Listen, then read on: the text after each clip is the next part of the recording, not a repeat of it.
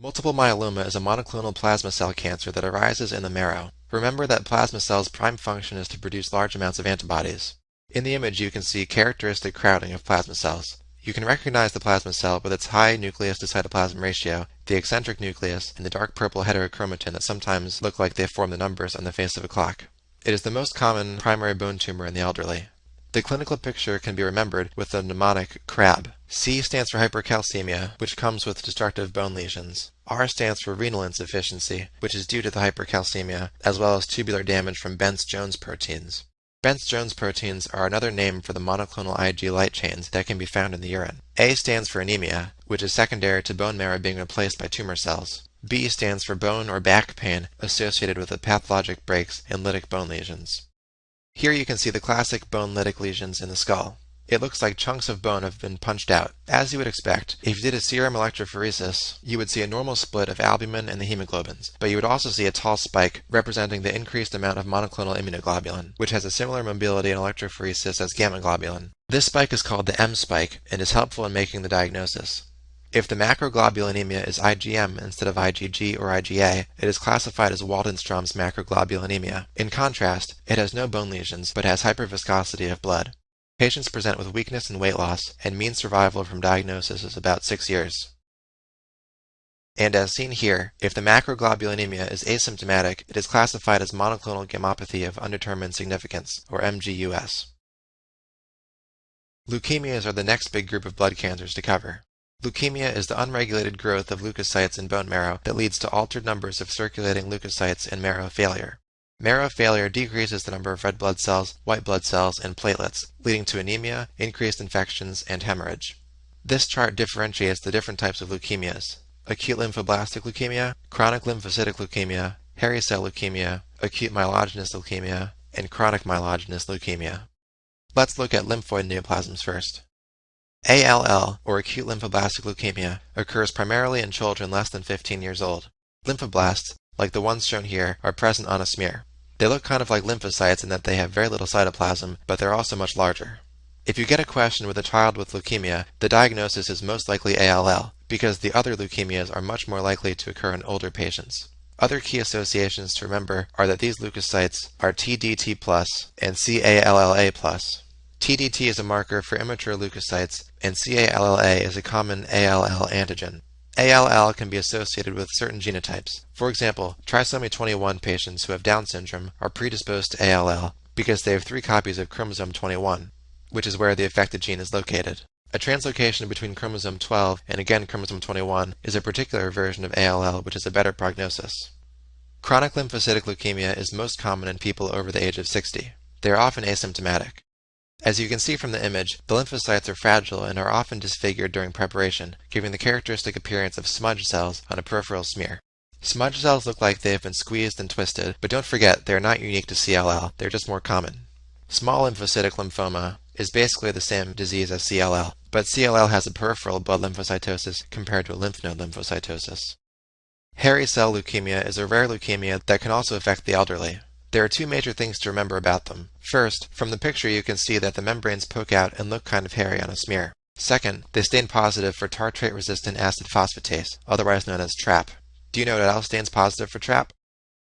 That would be osteoclast bone cells. Acute myelogenous leukemia will affect young adults. Remember that the myeloid cells, red blood cells, white blood cells, and platelets will be affected. The main thing to remember about AML are the characteristic Auer rods on blood smear, and that the M3 classification responds to vitamin A. The smear has leukocytes that have dark purple sticks in the cytoplasm. These Auer rods are made up of fused lysosomes that are characteristic of leukemic blasts. The M3 type of AML has a specific translocation between chromosome 15 and chromosome 17. Remember that in acute leukemias, the problem is that the leukocytes do not mature. Rather, they stay in blast form. Interestingly, the blasts that have this mutation mature and differentiate when exposed to all trans-retinoic acid, or vitamin A. How cool is that? Taking a vitamin can treat cancer. CML is a leukemia that tends to affect adults in their 40s and 50s. As seen on the smear, there are myeloid cells in varying stages of differentiation, from larger promyelocytes to fairly differentiated cells. CML is one of the great success stories for cancer research. It is unique in that the cancer is defined by one major translocation between chromosome 9 and 22. This translocation creates a fusion BCR-ABL gene that has a constitutive tyrosine kinase that plays a role in increasing cell division. The discovery of this tyrosine kinase allowed scientists to develop a targeted therapy against it called imatinib. Imatinib has been found to cure a majority of patients of their CML. This diagram highlights the main differences between the different leukemias. If the patient's age is in the question, that can usually help you find the answer. If the patient is less than 15, think ALL. If they're around 30 or 40, think CML. And if they're around 60 or older, it could be pretty much anything except ALL. A second major distinction is that the classification as acute or chronic depends on the percentage of blast cells.